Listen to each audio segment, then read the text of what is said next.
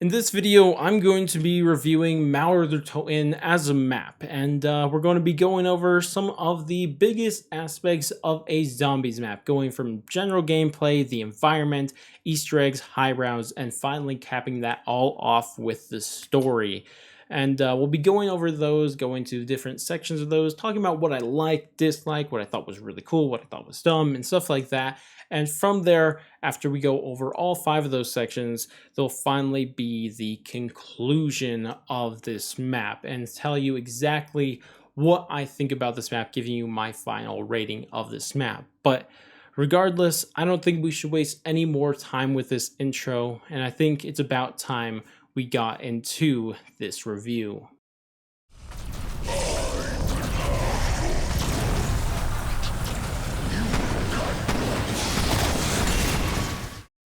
The first thing I think we should first start talking about is general gameplay. And what general gameplay is to me is something that no matter who you are, no matter if you're a hardcore player or a casual player, these are things that you're going to run into every single game and you're going to have to go through them all the time. And I would argue that this may be one of the most important parts of any zombies map, because if your experience of every single game, something you have to do every single game, is not good, it's probably going to knock your map no matter how great anything else is about your map. There are many maps that fell into this problem, like Zetsubo, so we do know that this is very important.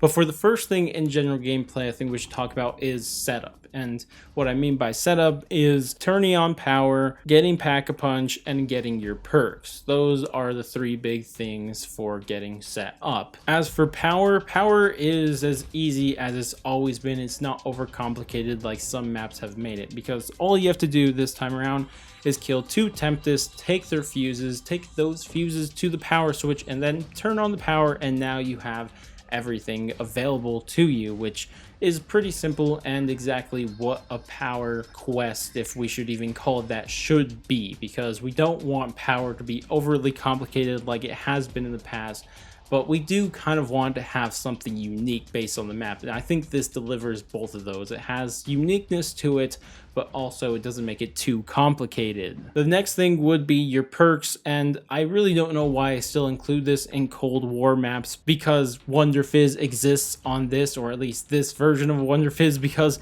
it doesn't really matter where the locations of the perks are on this map, because rarely do you buy your perks at the perk machines themselves, and instead everyone mainly just goes to Wonder Fizz. And yeah, that's kind of throws a lot of things off here in terms of perks, but overall very easy to get your perks because Wonder Fizz is on the map. Now finally, we could talk about Pack-a-Punch, and if we're being honest, Pack-a-Punch is probably easier to do than power. Besides the fact that you have to do power before Pack-a-Punch, so maybe you want to include that, but I mean the actual quest, if we even want to call it, to get Pack-a-Punch is incredibly easy. All you have to do is go to the location where Pack-a-Punch is, which is easy enough, and there you'll actually see some weird stuff going on, very visually appealing stuff, I will say, kind of creepy even, because you know, the floating zombies and stuff like that. But from there, all you have to do is interact with the Pack-a-Punch machine and then kill a disciple. Very simple stuff. So overall, I think it's a pretty good to okay quest to get Pack-a-Punch, because I don't think that Pack-a-Punch quest should ever be difficult by any stretch of the imagination. And I think this does that, but it also gives us that, I guess, kind of visually appealing thing to go along with it. I mean, as I mentioned, it's very visually appealing when you get to that, even, as I said, creepy. So, but the last thing that should be mentioned about the Pack-a-Punch is just that it just got a new camo, which is something that I am very grateful for, because one, this camo is just so cool looking, one of the best camos we've ever got. And then on top of that, it's just new for Cold War, because up until this point we've had the same camo, and to see a new one finally is definitely a breath of fresh air. But the last thing I want to talk about is the Cerberus Wonder Weapon. And the Cerberus Wonder Weapon, My gosh, I'm not going to hold back. This is probably a top tier wonder weapon in my opinion. In the history of zombies, by the way, not just in Cold War or something weird like that. I think the Cerberus is just so good and just so cool and just has everything you would ever want in a wonder weapon. And I really, really do like it. And one of the many reasons why I like it is the uniqueness, which is something you will hear multiple times while going over this wonder weapon. So the first thing I think that we should mention about the Cerberus is that it actually has 4 different variants of the weapon. And this may sound familiar to you because we've seen this a million times ever since Origins, right? Like, this is just the same thing as Origins, right? We just see this over and over, 4 different versions of the wonder weapon that you have to then do your quest to get each individual version. But that's actually not the case this time around, and that is one of the very unique things about it, because you first start off with getting the standard variant, or the red one, whatever you want to call it, and then from there you then get the other variants. But instead of doing quests to get the other variants, all you have to do is kill zombies and they have a chance at dropping the variants of the other wonder weapons. And this just is so nice because I'm gonna be honest, it's a little bit annoying on the maps that you have to do side quests in order to get each individual variants of the wonder weapons, and this I think is just such a nice change of pace. I mean, of course I do like Origins a ton and I like the whole quests and everything, but sometimes you just need something like this where it's easy to get all 4 different variants of the wonder weapons, and because of that I just absolutely love that about the Cerberus. But of course, as for these 4 different versions of the wonder weapons, let's go over them. So the first one I want to talk about is the blue one, and I'm going to go by color because I don't remember their individual names, but they're all Cerberus at the end. But the blue one is probably my favorite one to use in the lower rounds because I feel like you just insta-kill zombies whenever you need them to. Of course, higher rounds is a different question, it takes a little bit longer, but overall I think it's also the coolest looking one. You know, it has really cool inspect animation, and because of that I really like it.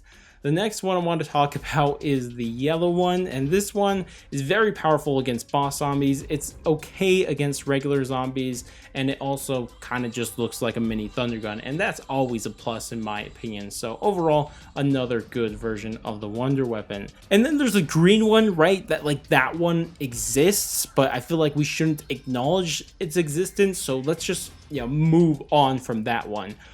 But finally, the final version, or I guess the standard version, the red one, and this is the one you're probably going to use into the higher rounds. And if you've seen anybody going for higher rounds, this is the variant of the wonder weapon they're going to be using because it's just so powerful. It's so good. It's so powerful. I've used this to get to higher rounds myself, and it's just so good. I absolutely love this variant of the wonder weapon.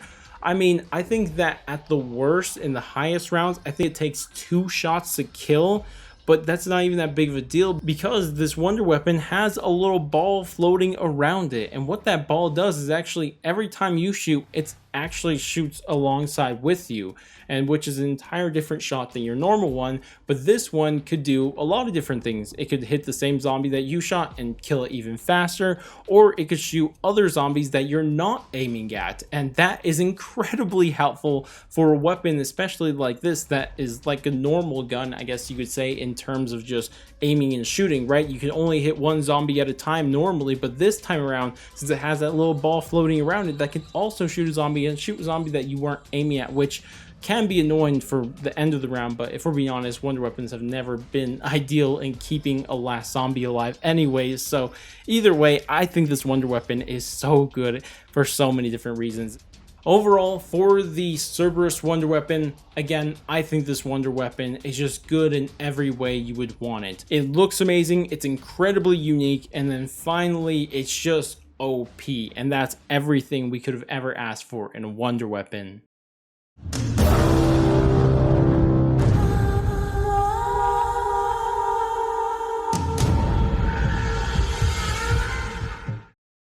The environment of Mauer Toten is something that we desperately needed inside of zombies, because I'm sure you guys are familiar with Die Maschine and Firebase Sea, and the environments of those maps weren't great. I don't think anybody would ever argue that they were anything maybe more than good. Honestly, I wouldn't even put them at good, because to me those maps environments, they just weren't that good. But maybe I first need to explain what I mean by environment. And of course, it's the obvious things like the look of the map, which can be subjective, but at the same time it could also be objective, which we'll try to mainly focus on.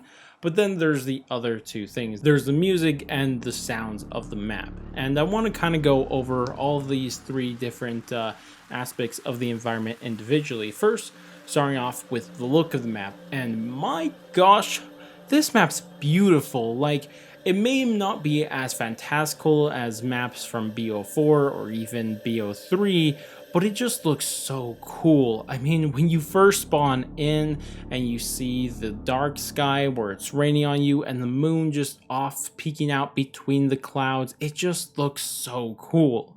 And then from there, if you walk along the edges of the spawn room, you can just overlook this area, this entire playable area, and you see this town that's completely dark. And it just looks so cool, especially when you see, I mean, normally this would be a terrifying sight, but in the game, it just looks so cool when you see the fire coming from the sides of these buildings, kind of lighting up the darkness a little bit. And it's just so cool looking. I mean, I don't think there's any other way I could put it besides it just looks so cool, and probably the best looking map that we've seen in a long time. But that's not all of the map. There's also an underground area, and I mean, the first time you head underground, you'll probably notice something zoom by your screen. Yes, I'm talking about the train. This thing is a very cool looking thing, and you know, it can get you killed, which you should be careful for, but it also just kind of sets the environment where it just rushes past your screen, shaking everything, being kind of loud, and also hearing the screams coming from there. And at least the first time when you walk by, fiery zombies just jumping out of it. That just is an incredibly appealing aesthetic to the map. And I mean, that's not even going over to the power room that kind of gives me some Mob of the Dead-ish vibes. I don't really know why. And also the sewer also giving me those exact same vibes. Yeah, you also have the CIA Black House, or whatever they're called. And then from there, you also have West Berlin, which is where the Wonder Fizz machine is. And everything just looks so good. But that's actually not where it ends, because it may look amazing right there. But one thing that you may not have realized, which maybe you did, I don't know, is that while we were walking through the East Berlin side, it was pretty dark, right?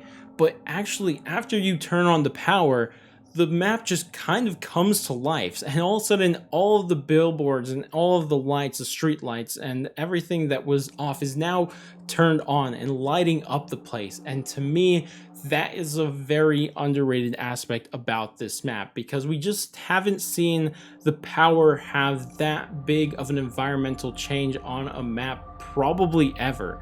And I know it's pretty simple, it's just you turn on the lights, right? But at the same time, it just entirely changes the vibe of it.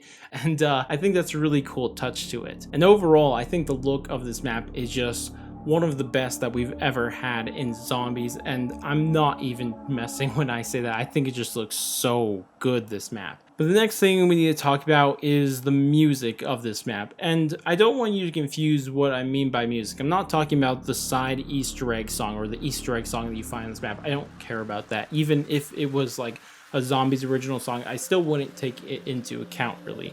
Because what I really mean by music, and the reason why this music section of this video is under environment, is because I want to talk about the music that you hear while you are playing the map. These are things you hear when you go from area to area of the map and stuff like that.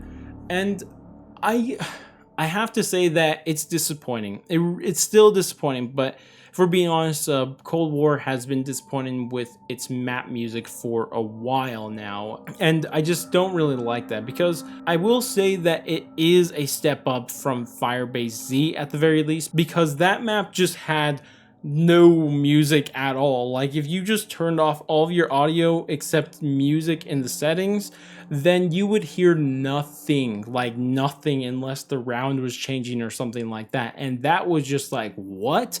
I mean, especially comparing that to Black Ops 4 and Black Ops 3, where when you walk to a new area, you would hear a new song, and when you would be in that area, you would have that song play, and it was just like some of the coolest stuff ever. I mean, Revelations is the best example of this. And you know, when you go from that to not having any music, it's just like, what? And I will say that at least in Mauer Toten, there's ambient sounds. It's not really music, but at least you have some ambient sounds that do change based on the area you're at. Now, you may not be able to tell that the ambient sounds have changed because they sound very similar, but unless you're listening for it, you probably won't. But I mean, it's at least there. At least there's something in the air when you're walking around the map. But of course, there's only 2 exceptions to this rule, because there's actually 2 areas of the maps that actually have unique music play when you enter them. For some reason, this is the bar and then also the room by stamina. For some reason, those areas get unique music for one reason or another. Not really sure why, but overall, at least it has something. Finally, I want to talk about the sounds of this map. And to me, I think this map and the vibe that you get through the sounds is really, really cool, because what I always do is that I just turn off all the dialogue and then sometimes the music if it's there, but not all the time, and just try to listen to the map, to try to get immersed into the map. And I think this map does a really good job at that. And it has to do with something that I didn't really mention in the looks of the map, but it's not something you really notice when you're looking anyways. But this is the rainfall, because it is raining on this map. And when you hear the rain falling through the sounds, and when you go from an area that is roofed to not being roofed, it's something you really notice, and it's really cool. Not to mention that you even hear the sounds of thunder in the distance, which is also very cool because it really immerses you into this area. And that's not the only sound, because I mean, there's also the sounds that you hear when you are in places that are, you know, not where it's not raining. I mean, if you go to the power room, these electrically sounding sounds, which I don't really think that's a great way to describe them, but you know, there's that. There's also the CIA Black House, which has beep boop bop computer noises inside of it, and if you stand by any fire anywhere, you can hear the sounds of that fire. And because of that, I think the sounds of this map are pretty good. They're not great because we have maps like Garad Crovey, which just blow everything out of the water, but overall, it does at least have immersive sounds that if you just run around this map and just have these sound effects on, you could get easily immersed into this map. My name is Angelica, daughter of Ulrich. I am here to complete his mission. The Mauer Toten Easter egg is interesting because I still think it is overall a good Easter egg. I want to just get that out of the way with. I think it's probably the best Easter egg we have in Mauer Toten, and probably the best Easter egg since maybe iDubbbz or something like that, or IW Zombies for the people who don't know what I'm talking about. And you know, I don't know if that's saying a lot or saying a little at this point, but overall, I think it's a very fun, replayable Easter egg, which is something that we need out of an Easter egg. I think the most important thing about an Easter egg is being fun and replayable, and I think this does that. So no matter about whatever else I say about this, I think those 2 things are at least checked off, and that is the most important thing. But, and there's a huge but here, because I do have one major problem with this Easter egg, and unfortunately, it's kind of pretty much the very first step of the Easter egg. And this is getting Klaus's battery. This is just so dumb because it's something that I complained about in Black Ops 4 for so long, because they did this, especially at launch with 9, and I thought we were done with this for Toten. But unfortunately, to get Klaus and to even start doing the Easter egg, and more than that, to even start getting the Cerberus Wonder Weapon side Easter egg, you have to get to round 10. Because you need a Panzer to spawn, and the Panzer's earliest spawn is round 10, and when he spawns, you have to kill him, take his battery, and then go take that to Klaus. And this, I just don't get why they do this. It's so dumb because all you're doing when you're going into an Easter egg, I feel like you're playing zombies different. You're not here to play zombies like you do every other time. You're not here to get to round 10. You're here to do an Easter egg, right? And if your Easter egg's first step requires you just to get to round 10, it's annoying to me because it feels like I'm not even doing an Easter egg at first. And I know this isn't as annoying as Black Ops 4 did it in the past, because that was up to round 16 and stuff like that, and that was super stupid. But this one still, it's annoying. It's not as annoying, but I just don't like that because it just feels like I'm not really doing anything for the first 10 rounds. I'm not doing an Easter egg. I'm just playing the first 10 rounds, which there's nothing inherently wrong with that, but it just feels like I should be doing an Easter egg when I'm trying to do an Easter egg, not just going through rounds for the first 10 rounds. That's just something that I just really don't like about it. And because of that, it's kind of a big knock against this Easter egg for me because I just don't like it at all. But luckily for the rest of this, we only got good things to say about this Easter egg, because the next thing I want to talk about is the secret lab. The secret lab is so cool. One of my favorite things in Easter eggs in general is when you do the Easter egg, you get access to unique areas, and this is one of those. And this time around, it's not some ugly place that doesn't really matter too much. This one looks cool. Probably one of the coolest secret rooms, or if not the coolest secret room in the history of zombies, probably, actually. I mean, just look at this room. I mean, it has a giant rift in the middle, just kind of looking all sick and everything. It's just by far the coolest secret room ever, and because of that, I absolutely love this. Another step that I do want to, at least mention here, because I personally think it's super cool, is where you use Klaus to stop the train. I know it's not the craziest thing in the world, but I just like it so much. I think it's so cool, and because of that, I just wanted to mention it. But for everything else in the Easter egg, there's nothing that I think I want to mention because it's really good or really bad. The rest of the Easter egg is okay in my opinion. I mean, that's not a bad thing, don't get me wrong, because you can't expect every step of the Easter egg to be great, right, or really good. So because of that, I think that's a good thing that we're not mentioning these other steps, because you really only need a couple good steps per Easter egg, and the rest of them just need to be not bad. Like, I think that is a good strategy for any Easter egg.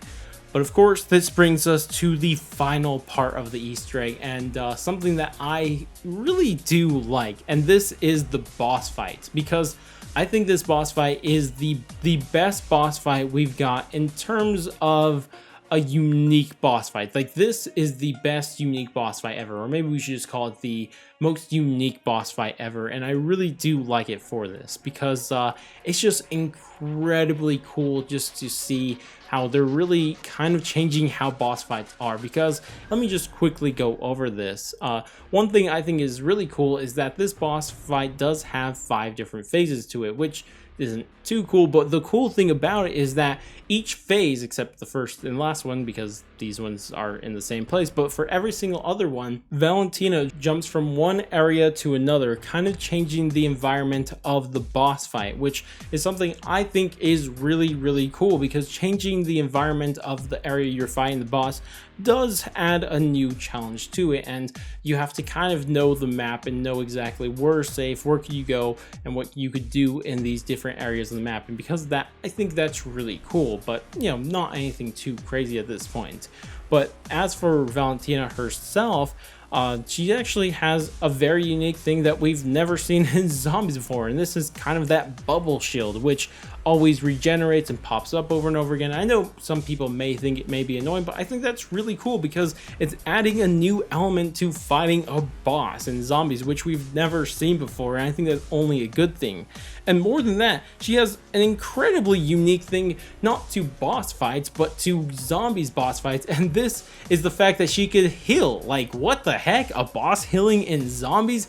That's never been heard of, and for them to finally do this, that's kind of insane. I mean, I will admit that it's stupid when it does happen to you, but it is super cool nonetheless that we're actually getting a more complex boss that is not only attacking you and also has some things to support the boss itself. And that's abilities that I think that have been missing in zombies boss fights forever now, and to see them be introduced finally is something I really like to see. Now, as for the attacks the boss actually has, or Valentina actually has, there's 3 in total. Well, mainly just 2, because one of those attacks is that she just calls in tormentors and then she puts her shield down and she just easy shots while the tormentors attack you, which honestly is a good thing for us because tormentors aren't difficult to deal with. You just shoot the tormentor with 1 shot and then the rest of your shots go to her while she just has her shield down.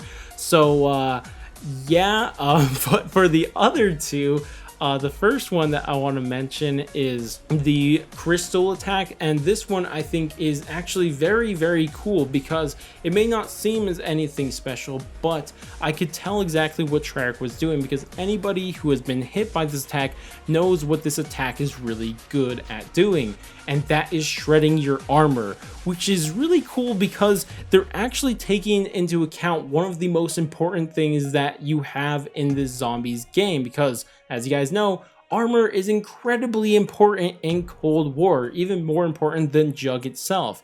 And so for the boss to target one of your strengths in order to make it a weakness for you is something that I think is really, really cool, because it's not just, oh, I'm going to attack you and this is going to hurt your armor a little bit. Instead, they're directly targeting one of your strengths in order to make it a weakness. And I really do like that. And I really like the big brain thinking that Treyarch has put into their boss fight attacks. But for the final attack, we have the wipe attack, and this isn't anything new. It's fine, cool. Wipe attacks are cool, especially when you don't know they're coming. They just whack you. I mean, I got whacked for it the first time I played it, and I didn't go down, so I'll say that it doesn't guarantee that you're going down, but it can easily down you. And because of that, it's fun. Nothing wrong with wipe attack. I like me a little wipe attack every now and then, as long as it doesn't come out of nowhere. That's all we ask, and I can tell you for sure that this one does not come out of nowhere. But the final thing I want to mention about this Easter egg is just that last sequence between the cutscene, because you have like your first part of the cutscene, and then you have the Klaus step where Klaus takes the inversion warhead and takes it into the dark ether to go explode over there, right? And I think that little sequence is really cool, unique. We never seen that before. And because of that, I think this is an amazing way to top off the Easter egg right before the cutscene. You cannot stop the Forsaken. He will consume this world. So for the final section of this review, I think we're going to talk about story. And normally in the past, I would have done story earlier, but there's reasons that we didn't do that this time around, and we'll get to those later. But for now, I think what we should start off to do is do a quick-ish summary of the story of Martyr Toten. And this story is quite large actually, and kind of has a lot of depth to it, so we're not going to be able to get into every like important thing, but I'm just going to try to go over the main beats of this story. If I leave out something that you find is very important, I apologize, but these are the things that I think are the most important about this story. But to actually talk about the story of Martyr Toten, we kind of have to look at the background of it. To summarize the story, it goes a little bit back right before the second Outbreak main Easter egg, because sometime during this point, Krivchenko learns of Valentina's betrayal, how she planned to betray Omega Group and then do something nefarious in Berlin. Now, unfortunately for him, he couldn't send his own Omega Groups to go stop Valentina because he feared that the higher-ups will see that he let this secret evil person into Omega Group and kind of ran things for a very long time in Omega Group, and he didn't want the higher-ups to find out about that. So he devised a plan in order to keep this completely off the books, and how he did that was by using the Requiem strike team, and this is when the events of the Outbreak's second main Easter egg take place. Kravchenko sets a trap along with Dr. Yeager in order to capture the Requiem strike team, and when he does so at the end, he then imprisons them and also imprisons Raptor 1, everyone's favorite pilot. From there, Kravchenko makes strike team do his bidding in Berlin by blackmailing them using Raptor 1's life. If we don't listen to what Kravchenko tells us to do, he will kill Raptor 1. And at this point, we are sent into Berlin. Now, during when all of this is happening, Valentina, while in Berlin, has found the secret end station lab under Berlin. And she uses this lab to create a rift and then enter into that rift to go to the Dark Ether. And when she does that, she meets the person who's been telling her to do everything this entire time, which turns out to be Vogel, who we then learn was her father all along.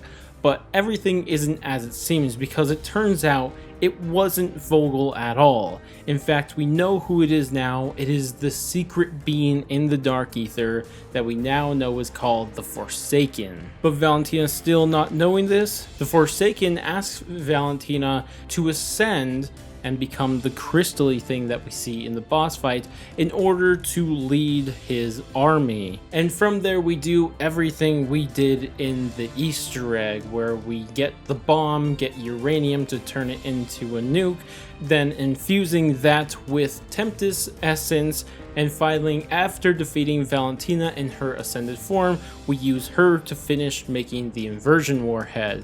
And this is where Klaus picks up this bomb and takes it into the Dark Ether to let this inversion warhead go off on the other side in the Dark Ether to prevent any invasion of the Forsaken or his army. And that's pretty much the story summarized. And overall, I really like this story. It's a very, concealed story to this map. It really does explore everything there is to explore in this map, and overall tells a really compelling story, which I really like. But one of the things that was left hanging after all of this is the director of Requiem, who seems to be more and more suspicious, as you would know from the final moments of the ending cutscene. You could see him being very suspicious on the computer, but if you guys want to learn more about that, I have a video on that you could check out. But regardless, as for this story, I will say that this is a very straightforward story. Like, everything you want to know about the story is rather told to you directly through the Easter egg or told to you directly through the radios. And this isn't inherently a problem, because this is literally how every story in the world is told almost. But it's not normal for zombies, at least, as you guys would be familiar with the Ether story. That story kind of told this, kind of like to tell the story kind of really cryptic and kind of sometimes out of order, leaving you very confused and leaving the community to try to figure out what's going on. And this one just doesn't do that, and it just directly tells you the story. And some people really like this because it's much simpler, but someone like me, I personally am not entirely the biggest fan of it, because I really did like the Ether storyline and how cryptic it was, and how it kind of felt like a mystery that we had to solve in order to know what was really going on. And this just doesn't have that, and I just personally find that a little disappointing. But I'm not going to knock the story for that, because I think it is still a really good story, and it's entertaining to at least to experience at least the first time.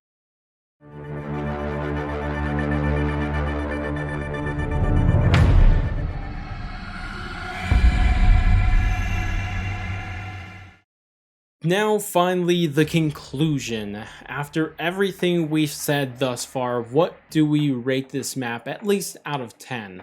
Because as you guys could tell from what we went through, from the general gameplay, the Easter egg, high round, story, environment, all that stuff, I had a lot of good to say about it. I mean, sure, every single time it felt like there was a little bit of bad, but overall, I think there was mainly good. I mean, I think the general gameplay is overall solid.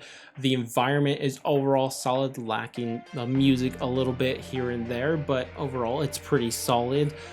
Easter egg is pretty solid. I mean, minus the first step. High rounds I like because I like easy high rounds. And then there's story, which is really good, minus two things: the personal grief that I have with it, and also the lack of a set characters. And because of all of that, I think that to rate this map out of 10, I think there's no way I don't rate it 8 out of 10. Because I just been having so much fun playing this map. This is a map that I just keep going back to every single day, minus today because I was busy working on this all day, but every single day since this came out, I've played. And that's just a good sign of it, at least in my opinion. And I think that it is a really good rating to give it an 8 out of 10. Of course, if we're putting on this, like, I guess a tier list, I think it wouldn't be an S or A tier map. I still think it'd be around a B tier map. But overall, I think it is pretty solid. I really like everything that there is about this map, with small exceptions here and there. And yeah, that's what I think of the map. But regardless, I'd love to hear what you guys think about this map. Do you guys agree with me? It's an 8 out of 10, or do you think it should be a little higher, a little lower, a lot higher, a lot lower? Leave all those thoughts down in the comment section. Tell me exactly why I'm wrong, even though I'm not wrong. But either way, that's about it for this video. If you guys did enjoy this video and you found it entertaining or agreeable in any way, shape, or form, then definitely do all the normal YouTube stuff. Like, subscribe, bell, share, and all that great stuff. But I'm gonna go. I'll catch you guys in the next one.